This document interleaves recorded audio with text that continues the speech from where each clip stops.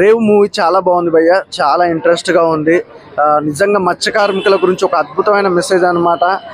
ఇప్పుడు present generation తగ్గట్టు ఉంది సినిమా కూడా. ప్రతి సీన్స్ కూడా చాలా బాగున్నాయి. నిజంగా విలన్ మామూలుగా చేయలేదు భయ్య. ముగ్గురు తండ్రి కొడుకులు ముగ్గురు ఉంటారు అన్న ఇందులో విలన్స్.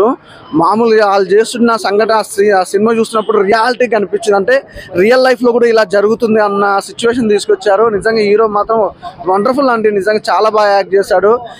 రేవు మూవీ అనేది మాత్రం ప్రతి ఒక్కరు చూడవలసిన మూవీ. నాకు తెలిసి ఈ ఫ్రైడే చాలా సినిమాలు రిలీజ్ అయినాయి, అందులో ఇది ఒక బెస్ట్ మూవీ అని చెప్పొచ్చు. రేవు అనేది చాలా బాగుంది భయ్య.